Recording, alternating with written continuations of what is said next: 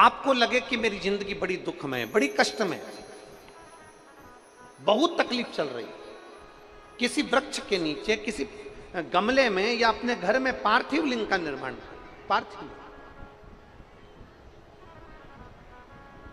और पार्थिव लिंग का निर्माण कर 5 बेलपत्र शंकर भगवान पर उनकी 5 लड़कियों का नाम लेकर समर्पित करो। जया, विषहरा, शामली बारी, दौतली, देव, 5 बेटियों का नाम लेकर 5 बेलपत्र समर्पित कर हाथ में 2 लोटा जल लेकर शिव जी पर एक साथ धीरे धीरे धार लगाइए और एक घी का दीपक लगाकर प्रार्थना कर 5 बेलपत्र उठाकर अपने घर में लेकर आ जाइए। 2.5 महीने, ज्यादा से ज्यादा हम बोल रहे हैं 2.5 महीने, पर विश्वास करता है कि 15 दिन में वो दुख मिटेगा, वो तकलीफ कटेगी, वो कष्ट मिटेगा। और अमलेश्वर की पवित्र भूमि से आप भी एक बात लेकर जाना, जब तुमको लगे कि मेरी जिंदगी बड़ी कष्ट में चल रही है, बहुत दुख का जीवन चल रहा है, बहुत तकलीफ चल रही है, बहुत तकलीफ,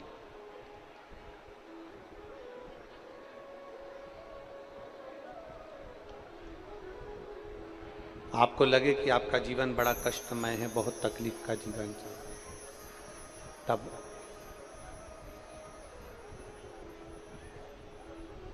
अपने घर के बाहर कोई गमला हो, कोई स्थान हो, कोई पेड़ वृक्ष हो, उसकी मिट्टी को शिवलिंग के रूप में निर्मित करो। शिव जी की 5 बेटियां, आप भी हमारे साथ बोलेंगे, जया, विषहरा, शामली बारी, दौतली, देव। शंकर जी की 5 बेटियों का नाम लेते जाना है।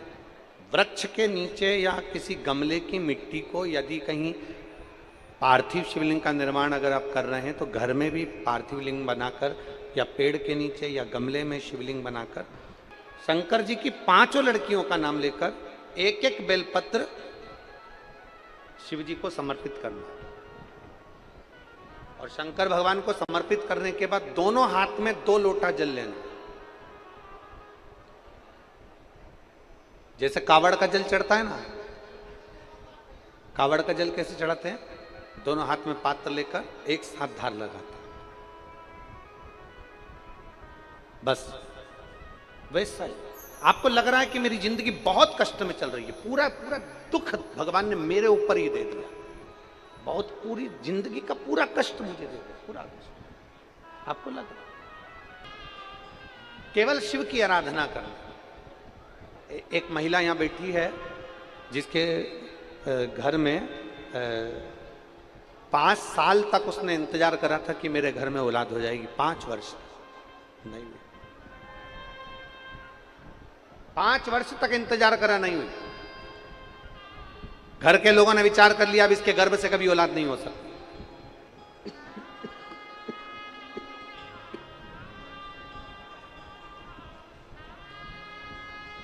घर के लोगों ने विचार करा कि इसके गर्भ से संतान नहीं हो सकती।